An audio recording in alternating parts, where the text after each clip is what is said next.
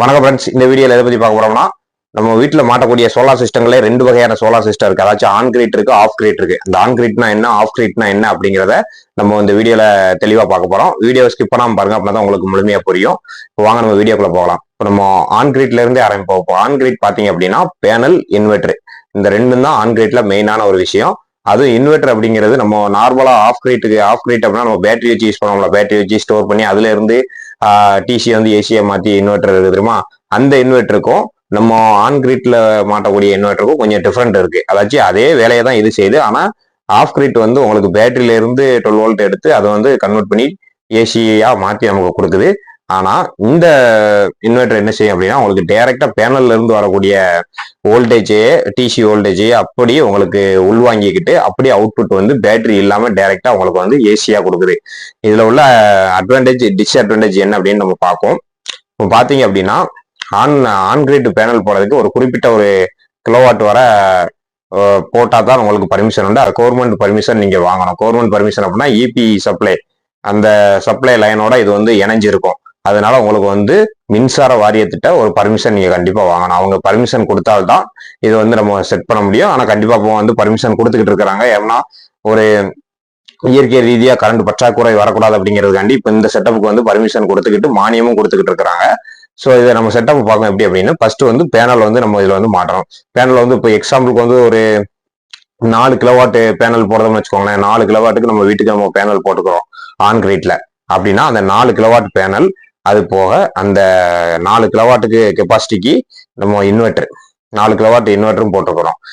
இதுல என்ன அப்படின்னா, ஊடையில நெட் மீட்டர் அப்படின்னு ஒண்ணு வரும். நெட் மீட்டர் அப்படின்னா என்ன அப்படின்னா, கவர்மெண்ட் நமக்கு வந்து அப்ரூவல் பண்ணி, இப்ப நம்ம வீட்டுக்கு நம்ம மாட்ட போறோம்னா நம்ம லொகேஷனை வந்து பார்த்து அவங்க அப்ரூவல் பண்ணி அவங்க இபி சைட்ல இருந்து ஒரு மீட்டர் கொடுக்கக்கூடிய மீட்டர் தான் நெட் மீட்டர். நம்ம வீட்டுக்கு நார்மலா உங்களுக்கு கரண்ட் தேவைக்குள்ள மீட்டர் இருக்கு தெரியுமா, மெயின் போர்டு கிட்ட மீட்டர் இருக்கு பார்த்தீங்களா, அந்த மீட்டருக்கு பதிலா நமக்கு நெட் மீட்டர்னு தருவாங்க. அதுவும் இதே வேலையை தான் பார்க்கும். அது கொஞ்சம் அட்வான்டேஜா பார்க்கும். என்ன அப்படின்னா, உங்களுக்கு நமக்கு சோலார் பேனல்ல இருந்து உருவாகுத கரண்டை நம்ம செட் பண்ணியிருக்க சோலார் பேனல்ல இருந்து உருவாகுத கரண்டும் இபில இருந்து வரக்கூடிய கரண்டும் ஒன்னா லிங்க் ஆகும். அந்த லிங்க் ஆகுது எங்க ஆகும் அப்படின்னா, அந்த நெட் மீட்டர் அப்படிங்கிற ஒரு இடத்துல ஒன்னா லிங்க் ஆகும்.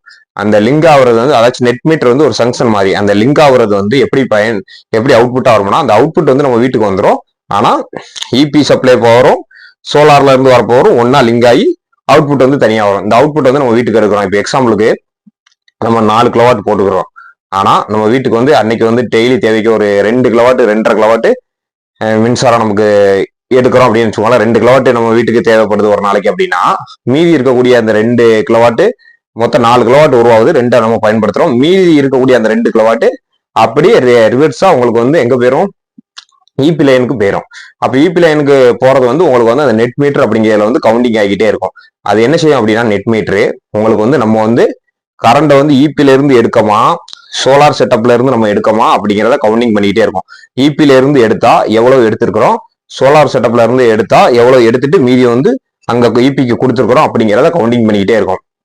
இதை பொறுத்தளவு உங்களுக்கு பாத்தீங்கன்னா பகல் டைம் மட்டும் தான் ஒர்க் ஆகும், நைட் டைம் ஒர்க் ஆகாது. ஏன் அப்படின்னா, உங்களுக்கு இது வந்து பேட்டரி செட்டப் எதுவுமே கிடையாது. ஆன் கிரிட்டை பொறுத்தளவு பேட்டரி செட்டப் கிடையாது. டைரக்டா அந்த சூரிய ஒளி இருக்க டயத்துல மட்டும்தான் உங்களுக்கு ஒர்க் ஆகும். இதை பாத்தீங்க அப்படின்னா, உங்களுக்கு ஒரு நாள் ஒரு மெயின்டெனன்ஸ் கரண்ட் போயிட்டு அப்படின்னா இது வேலை செய்யாது. இது வந்து கரண்டை சார்ந்துதான் இது வந்து ஒர்க் ஆகும்.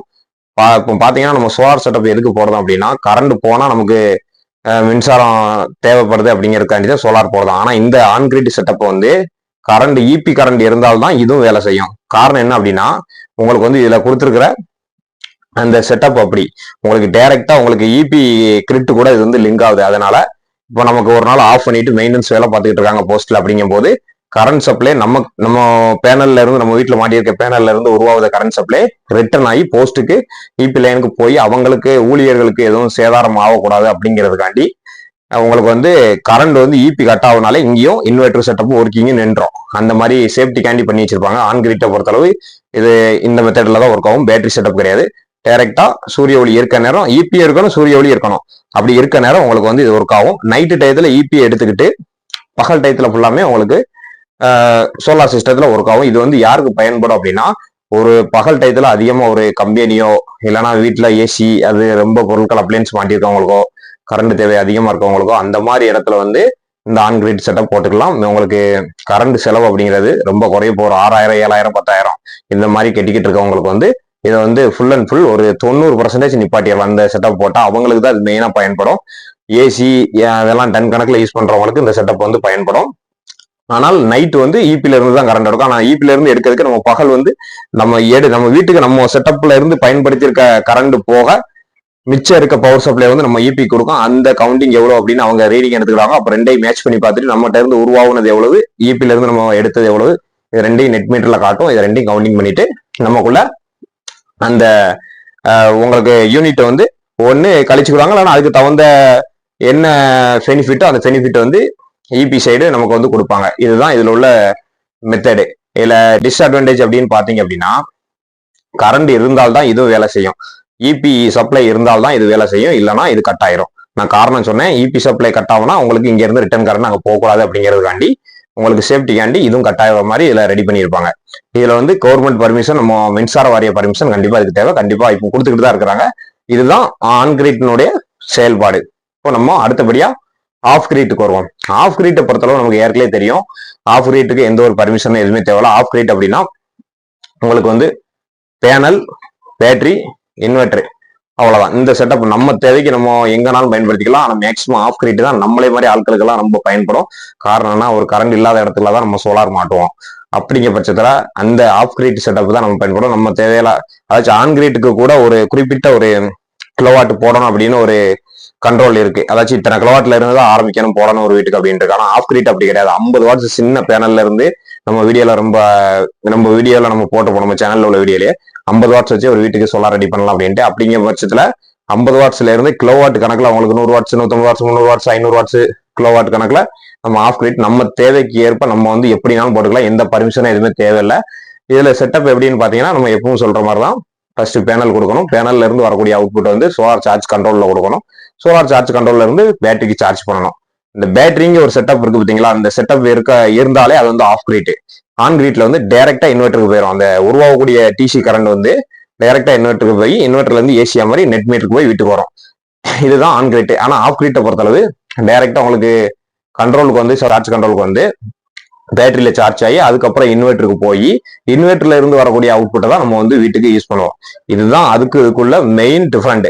ஆனா ஆஃப் கிரிட்ல தான் ரொம்ப நன்மைகள் இருக்கு. காரணம் என்னன்னா கரண்ட் இல்லாத பகுதி, மலை பிரதேசம், காடு, அதாச்சும் பண்ணை வீடுகள், ஒரு மாட்டு கொட்டகை, இந்த மாதிரி கரண்ட் இல்லாத ஏரியால காட்டுக்குள்ள வீடு கட்டிட்டோம் அப்படிங்கிற மாதிரி உள்ள ஏரியாவுக்கு நம்ம வந்து சோலார் பேனல், பேட்டரி, இன்வெர்டர் வச்சு நம்ம எல்லா பொருளையும் யூஸ் பண்ணிக்கலாம். உங்களுக்கு கரண்ட் இபி அந்த சைடு இருக்கணும் அப்படின்னு தேவையில்ல. ஆனா ஆன் கிரிட்டை பொறுத்தளவு இபி கண்டிப்பா இபி லைன் போஸ்ட் இருந்தால் மட்டும்தான் அந்த ஆன் கிரிட் வந்து போட முடியும். நான் உங்கள்கிட்ட ஏற்கனவே சொன்னேன், ஆன் கிரிட் செட்டப் வந்து உங்களுக்கு டைரக்டா இபி லைனோட லிங்க் ஆகக்கூடியது. அதாச்சும் நமக்கு வரக்கூடிய அந்த போஸ்ட்ல இருந்து வரக்கூடிய இபி லைனோட ஆன் கிரிட் வந்து டைரக்டா லிங்க் ஆகும். அதனால உங்களுக்கு கரண்ட் சப்ளை ஆன் கிரிட்டுக்கு கண்டிப்பா தேவை. ஆனா ஆஃப் கிரிட்டை பொறுத்தளவு கரண்ட் அந்த இடத்துக்கு கரண்ட் சப்ளை கிடையாது, போஸ்ட் கிடையாது, எதுவுமே கிடையாது. அப்படிங்கிறனாலும் ஆஃப் கிரிட் வச்சு நம்ம வந்து செயல்படுத்திக்கலாம். என்ன பொறுத்தளவு உங்களுக்கு வந்து உங்க ஜாய்ஸ் தான். மேக்சிமம் நமக்கு குறைஞ்ச பட்ஜெட்ல நார்மலா நம்ம தேவைக்கு ஏற்ப பயன்படுத்தக்கூடியது ஆஃப் கிரிட் தான் நம்ம வந்து பயன்படுத்திக்கலாம். காரணம் என்னன்னா ஒரு 50 வாட்ஸ் கண்ணாடி போட்டு ஒரு கண்ட்ரோல் போட்டு ஒரு சின்ன பேட்டரி போட்டு ஒரு லைட் போட்டுக்கலாம், ஒரு சின்ன டிசி காத்தாடி போட்டுக்கலாம். அதை விட கொஞ்சம் அதிகபட்சமா எனக்கு டிவி ஓடணும், பிரிட்ஜ் ஓடணும் அப்படின்னா ஒரு 300 வாட்ஸ் கிளாஸ் போட்டு ஒரு 150 100 அந்த செட்டப்ல கெப்பாசிட்டியில ஒரு பேட்டரி போட்டு நீங்க வந்து ஒரு இன்வெர்டர் 1K இன்வெர்டர் வச்சு நீங்க எல்லாத்தையும் யூஸ் பண்ணிக்கலாம். உங்களை பொறுத்தவரை நீங்க தான், உங்க சாய்ஸ் தான். நீங்க எதை யூஸ் பண்ணணுமோ, ஆன் கிரிட் போடணுமா ஆஃப் கிரிட் போடணுமா நீங்க எப்படி பண்ணிக்கலாம். இதுதான் ரெண்டுக்குள்ளே வேறுபாடு. மீண்டும் ஒரு நல்ல வீடியோவில் சந்திப்போம் மக்களே. இப்போ பாத்தீங்க அப்படின்னா நம்ம சேனலை பொறுத்தளவு சோலார் சம்பந்தப்பட்ட வீடியோகள், அதுவும் பட்ஜெட் ரீதியா எப்படியெல்லாம் செட் பண்ணணும் அப்படிங்கிற ஒரு வீடியோக்கள் வந்து சோலார் சம்பந்தப்பட்டது நம்ம போட்டுக்கிட்டு இருக்கோம். நம்ம சேனலை வந்து தொடர்ந்து பாருங்க, சப்போர்ட் பண்ணுங்க, சப்ஸ்கிரைப் பண்ணி வச்சுக்கோங்க. இந்த வீடியோ வந்து ஷேர் பண்ணி விடுங்க, மற்றவங்களுக்கும் பயன் தரும். மீண்டும் நல்ல வீடியோவில் சந்திப்போம். நன்றி.